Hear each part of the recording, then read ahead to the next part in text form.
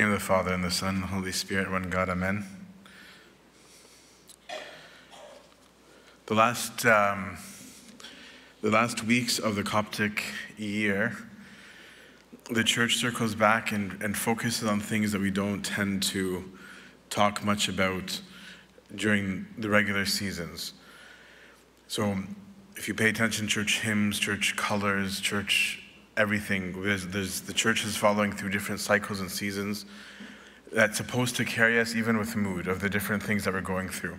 But the end of the year is one of the few times where we focus on the end, because the natural year is ending. In the Mediterranean, Middle Eastern world, everybody's New Year actually used to be September, so everybody understood that this was the end of the year. And the church focuses on two kinds of messages about the end.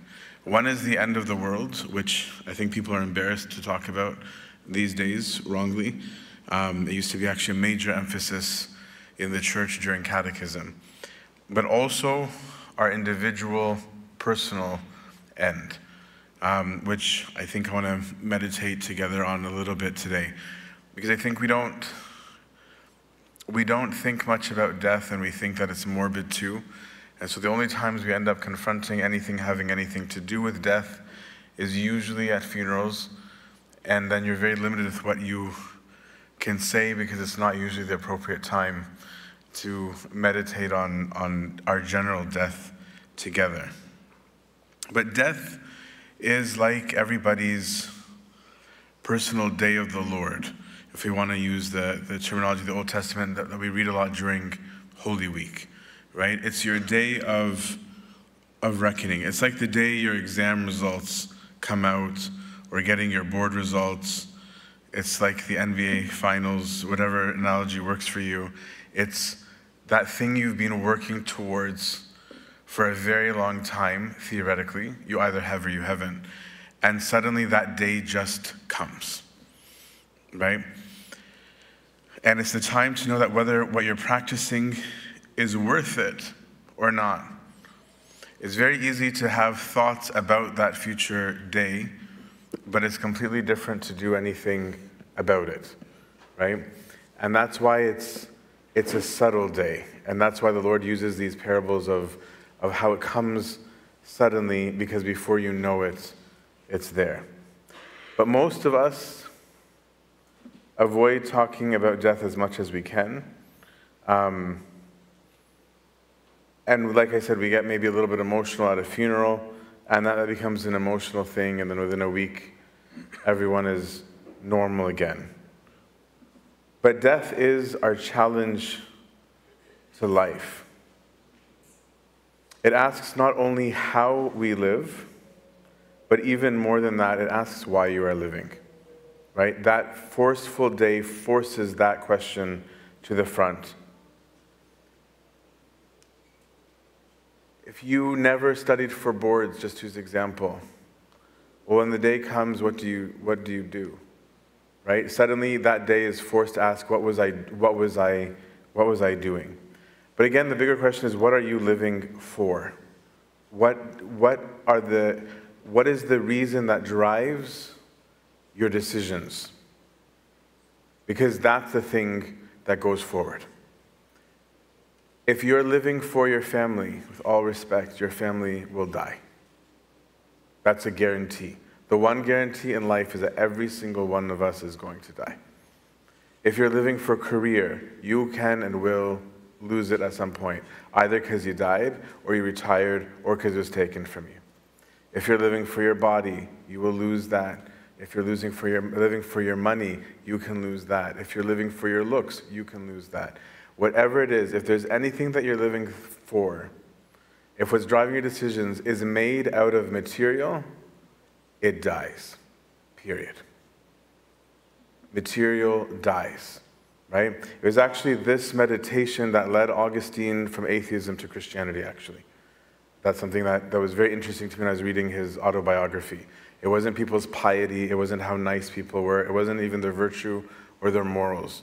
It was his sudden realization of saying, everything perishes, is there anything that doesn't? Because if there's something that doesn't, it's the only good thing. It's the only thing worth living for. But then that becomes the question of, so how do my actions reflect on that reality? Because death is a reality. If death was a theory, right, then it would be different. It would be like, well, I don't know if I believe in that. But you can be sure you're going to die. You've seen it over and over and over and over. You've seen it in your plants. You've seen it in people. You've seen it everywhere. And the gift that God gives is this victory over death for those who wish to live for that meaning. If we believe in that, if we live in that, if we participate in that, then do my choices match that desire? Does the choices that I make match that reality? Or do I live like that's not real? Because then, like the thief in the night, that day comes upon us where we will be afraid.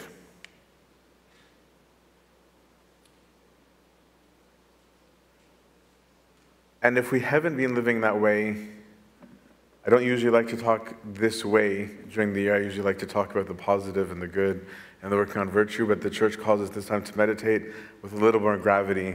There are things we should worry about. We'll meditate together on a few things, just to think about it, saying, you know what, this is the end of the year, things I should think about for the new year, that if I were to die today, that God takes very seriously. The first is judging. This is one of the things that if you were to be standing before the just judge, that God takes very, very, very seriously. I won't spend the longest on this because I know I talk about this issue a lot. But to judge is to throw yourself in the throne of God. It's to say you skipped all the way to the end, died, now you're sitting on the throne, and you're saying, I have decided whether this person is a good person or not. I've decided the conduct of this person, whether they are good people or bad people, whether they are worthy of mercy or not worthy of mercy. There's a story I like to repeat from Abu Dorotheus of Gaza about this monk who was judging. And after he judged this monk, the monk died. And an angel brought the soul of the person who died to this monk and said, tell me, monk, where should God send him? Right? Of course, the monk was taken aback. Right? And he's like, since you think you know everything and you know how to judge, tell him, where does this soul go? Does it go to heaven? Does it go to hell? What do you think? Right? It was this wake-up call. The monk was saying, who do you think you are? Right? Who do you think you are to know the situation?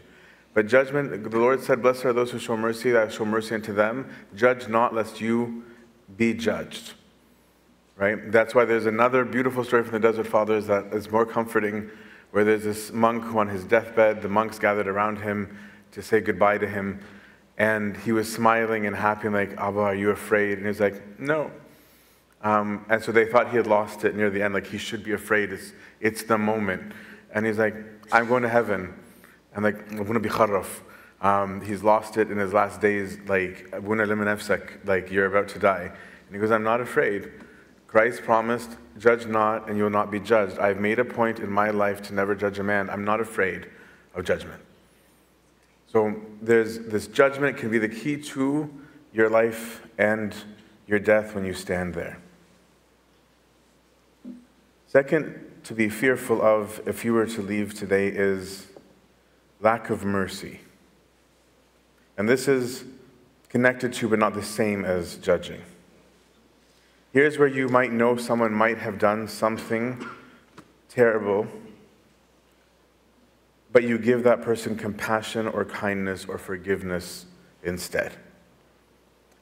And this is especially true, this mercy that we should be showing, this is especially true of those that you don't think deserve it.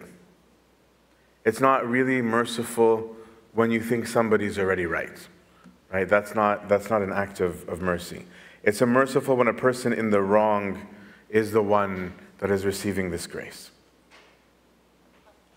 You know someone lied about you. Instead of exposing, you forgive them, you show them mercy, right? Of saying, I'll cover them. You know someone slandered you, not taking it as a point to expose them or prove that they're lying or tell them even that you know what they've done. You notice that someone is unappreciative of you, your spouse, your child, your coworker, and you have the power to put them in their place, so to speak, and you don't. These are acts of mercy. You know someone's exaggerating a story. Instead of mocking them or exposing them or making them feel embarrassed in front of people, you stay silent. All of us, every single one of us, myself included, have secret sins and public sins. Every single one of us. We all have things that we do wrong that everybody sees, and we all have many things we do wrong that, thank God for His mercy, that nobody sees.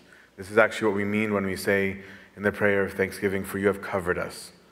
Right? Satartena, you didn't expose us. You kept our secrets from everybody. We hope for the mercy of others and of God to cover us. Do we offer that to others? Or are we the people who are so excited to point out when someone's messed up, when somebody didn't act the way that they expected? Like, aha, that's a servant and they did that. That's an abuna and they did that. That's a so-and-so, and we start zooming in on how bad they are because of who they are, as though we ourselves are not doing all of the same things. The thief on the right was not owed anything, and God had mercy on him. Right? There was nothing that the thief did that proved his worth of mercy. Right? And yet God had mercy. This is who we're supposed to be, exactly like our God. The people who shouted, "Crucify him," were definitely not in a position of praise. They were shouting, spitting, calling for his death, and the Lord not only had mercy, what he was doing was already mercy on them, he even defended them. Right? He even, while they were doing the wrong, defended them and said, they don't get it, they don't understand, forgive them. Right? He was even interceding for their mercy as they did that. There are stories of so many monks and nuns who were wrongly accused and took it silently. Take that as examples for yourselves. The great Saint Macarius, not as great as Saint Anthony, but great nonetheless. The story of him that's mind-blowing, I think, that should be mind-blowing to all of us, is that story of this girl who fell into a warfare with a guy, and the two of them got her pregnant. And obviously, culturally and in every way, religiously, that was unacceptable. And so the girl was so embarrassed. So what did the girl say?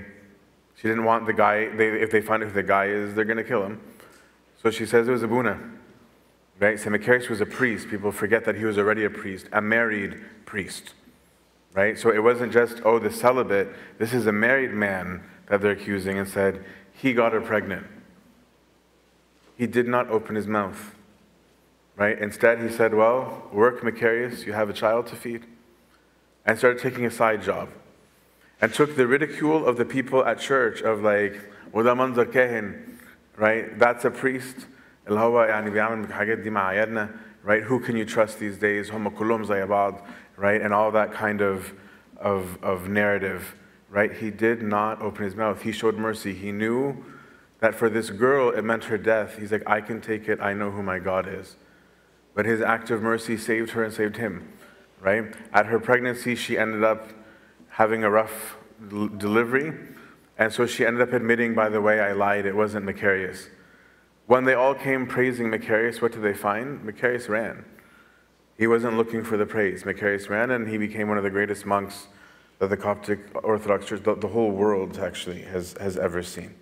Or the story of Saint Marina, the same thing, Marina the ascetic, right, where they accused her of fathering a child, having no idea that she's a lady, right? And they accused her of being the man. They didn't know until they were burying her that she was a she, right? But the decades of abuse, right, of ridicule that she took, why? She was having mercy on the person who actually messed up, right? This is the power of mercy. A person like this is not afraid of their death, right? A person who cares to cover others is not going to be afraid. Because we live in an age, I think, where we show no mercy, right? We publicly call each other out everywhere.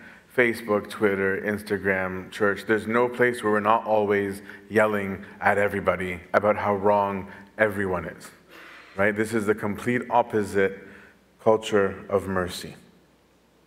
Pope Carlos VI, the great patriarch, he was called a sorcerer, right? They accused him of witchcraft with his miracles. And I mean even from within the church. I'm not talking about from the outside. They called him a fraud, they called him a liar, and he never exposed. Actually, when one group of people were publishing against him, the president, who by that time liked him, ordered them to be shut down. The Pope called the president and asked them to reopen their press and said, Haram da'aklum ma'ishum. This is their bread and butter, right? Don't take that away from them. I'm okay, right? Like this is a different kind of living. By showing mercy, we emulate him, our God, and are assured of our own mercy on the day of death. You won't be afraid, right? Because we're like, after all these things that I just keep letting go, do you think God's going to hold against you the things that you did? He's not. He said so. Blessed are those who show mercy. They shall obtain mercy. And the third is enmity, which is connected to both of the above. But this is not just about your judgment. It's not just about your mercy. It's about your internal lack of peace and sometimes external towards another person, right? It's not just the thoughts. And that usually involves carrying a grudge or fighting for one's rights. But if I have enmity with my neighbor, if I'm not at peace with my neighbor, if I'm holding something against my neighbor, and everyone is my neighbor, then I don't love God, and I should be afraid. Because God said this, no one can say that you love God and not love your neighbor, right? As St. John says in his epistle. How can you claim to love God who you can't even see when you don't even love your neighbor who you can see? Right? If I have enmity, I'm not acting as a child of God. Think about if someone insults someone that you love very much. Would you feel at peace towards them? Now understand that that's how God views everybody. They're all his kids. He loves every single one of us very much. So when I'm attacking his kids, I'm attacking him. If I'm going to be upset that somebody attacks my mom, well, God is upset when I attack his mother, his brother, his sister. And he says, because all of those who do my will are my mother, father, brother, and sister. Right? We are united through him as family. And to have enmity is to even feel like you have rights, which in the language of gospel, you don't. Right? If I feel that somebody owes me something, I'm not speaking the language of the gospel. Because the gospel says, you don't have anything that's yours. Give anything that anybody asks. They want your coat, let them. They want your time, let them. They need your laughter, give it. They need your peace, give it. They need your visit, visit. Right? This is what the gospel says. It doesn't say, la fadi, right? La talabu bizu, right? It just says whatever they want, let them have it. So to have enmity is to believe that I'm owed. I'm owed dignity, I'm owed respect, I'm owed time. I'm not owed anything. I'm supposed to offer it. And if I love something so much, whether it's my opinion, my ego, my money, my wealth, my house, that I'm willing to be at enmity with somebody, it means that I view myself as worthy of that thing, right? Otherwise, I wouldn't be holding myself over that. It's beautiful to see the saints again who are affected. St. Paul the Anchorite, the first solitary. His reason for going to the desert was exactly that. His reason to the desert was actually that he had a family member who died, and him and his uncle were having a lawsuit over the inheritance, a very classic Egyptian problem. But their fight was, I want my rights, I want my money, this is my inheritance. It wasn't, St. Paul didn't wake up one morning and be like, I love God so much, and I want to spend the rest of my life with him. It was on his way to the court to have the lawsuit, he saw a funeral procession and realized everybody dies. That rich man died, and there's no money in his casket. He's just dead, right? And that was his wake-up call. It all comes down to the same things. Life is a series of choices. It's a free will offering, and another synonym for choosing is loving. And that's why life is only about loving. The gospel defines love for us, and if we live towards the gospel, we will not fear our death, because we've already always loved rightness. We've always loved correctly. And the loving was of God and neighbor. It's feeding the hungry, visiting the sick, visiting the imprisoned. It's not returning evil for evil. It's blessing instead of cursing. It's giving rather than taking. It's a pursuit of truth. If we don't live that way, we have every reason to fear our day. We have every reason to be scared of that moment if we're not living in that way. But if we do live that way, then what you don't realize is that you've already learned to die before dying, and yet you lived more abundantly. Because now nothing material had sway over for you. The things that die are already dead to you. It already means nothing. And the kingdom for you begins here rather than after you die. We've died to ourselves, but are raised before God, and our death that we fear so much becomes nothing but a moment of transition. And we'll hear him say, "Come, beloved of my Father, rest and inherit the place that I prepared for you are my beloved, and I am yours." There's a hermit that I know, I'll end very quickly. He was living in a cave for 20 years and never left the monastery. And one time when I was visiting him when I was in college, I noticed that he had a paper that he'd always pull out, and on his little work rock, he also had a piece of paper, and I asked him, "Abuna, what you have written?" And he just said just one word, al-maut, death. He's like, that whenever I have a stray thought, whenever I get distracted from what's right, whenever I find myself going wonky, I just read it and remember, right? It's his way of bringing it back. Maybe as an exercise for this new year is to somberly, not fearfully, and it's not morbid, to put as a practice of a regular cycle, like, let me remember that I'm going to die, right? Just to bring me back in, and say, am I at peace with my neighbor? Am I doing something that's going to make me afraid? Am I at peace with my family? Am I at peace with my workers? Where am I? Am I at peace with God? If we do this, it will bring us all to remembrance. This is actually the instruction of the best saint, St. Anthony, who said, let us put God before our eyes continually, remember death and Christ our Redeemer. I'll say it in modern English. Have the goal in front of you, eternal life, your unity with God, and choose it always, he says. Don't choose anything that goes against that goal so that you can obtain it. Make the decisions that match your goal. For us, that goal is salvation, unity with God, renewal, restoration. If I want to be healthy, I can't choose disease. But if I actively and consciously every day think about that goal and review it, I will inevitably do less negative behavior. And I will be confident in that day where I stand before him, where I can inherit the place that he has prepared for us to live with him in his kingdom, both here, now, and in the age to come. To our God be glory, now and always, and